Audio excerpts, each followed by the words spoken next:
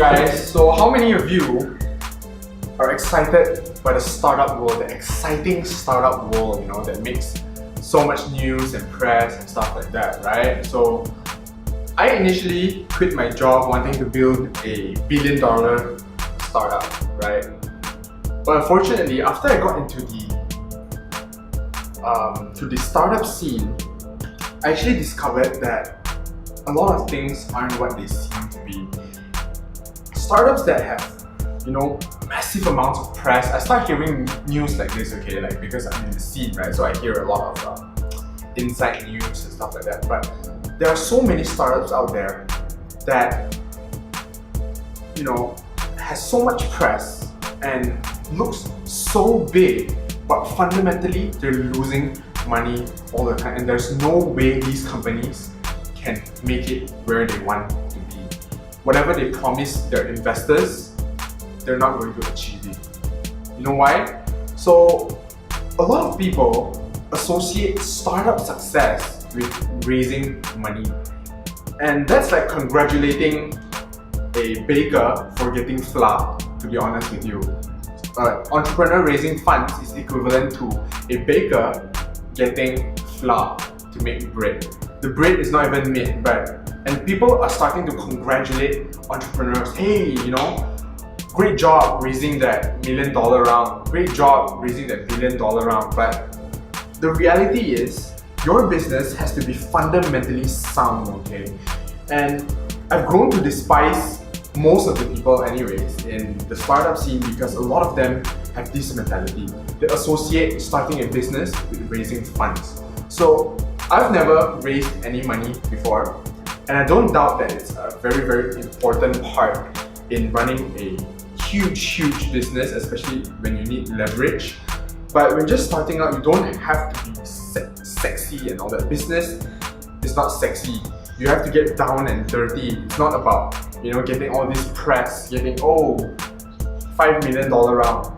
But do you know what to do with that $5 million to turn it into 20, into 40, into 100, right? Unless your business is a unicorn that has 90% of a market share in a certain country, there's actually no point raising this much money unless you're just intending to scam your investors. So I recently watched this Netflix documentary.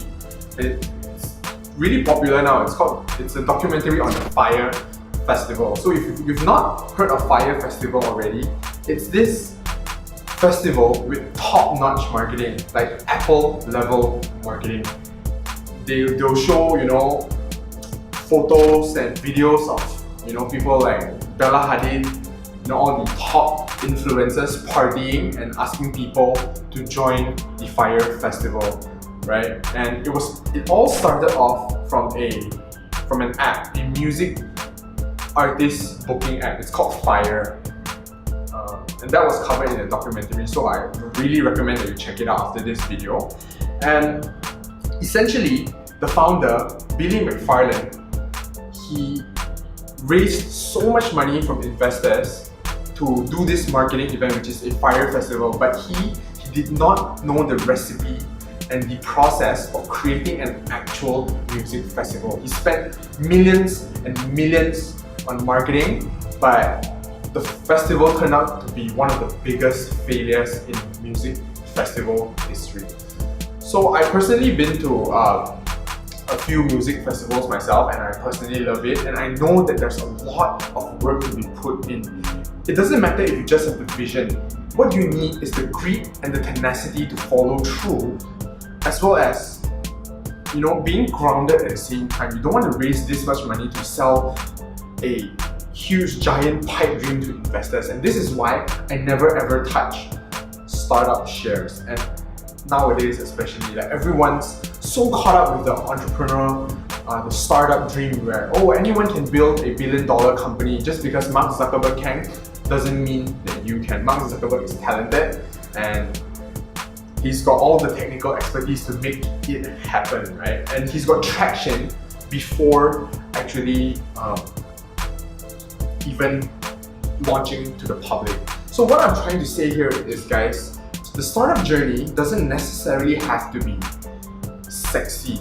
It just needs to be profitable. It needs to, be able to grow without investor funds. If you can't grow without investors' funds, chances are you won't know what to do with your investors' money. So right now, back to the Fyre Festival, this Billy McFarlane is currently in prison because of scamming investors. He overpromised investors with a lot of fake facts, totally fabricated numbers, just to raise money. And he dug a hole and he had to dig a deeper one just to cover up his lies, guys. So I want you to change your mindset. Don't always think of startup as raising money. First, you need to get your unit economics right. And if you don't have the expertise, hire someone to help you and listen to that guy's advice because he knows better than you. The biggest mistake that Billy McFarlane did was he hired consultants, he hired event managers, and all of them told him that getting the Fyre Festival out on time based on what you promised is totally impossible, right?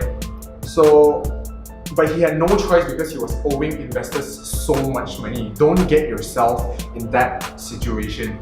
What you want to do is plan your things out properly, have an achievable goal, consult the experts before raising money. Don't raise money with fake data because that will backfire on you and you might go to prison for that, okay? So that's it for this video. If you like this video, please leave a comment down below and hit the subscribe button on the right, okay? Bye guys.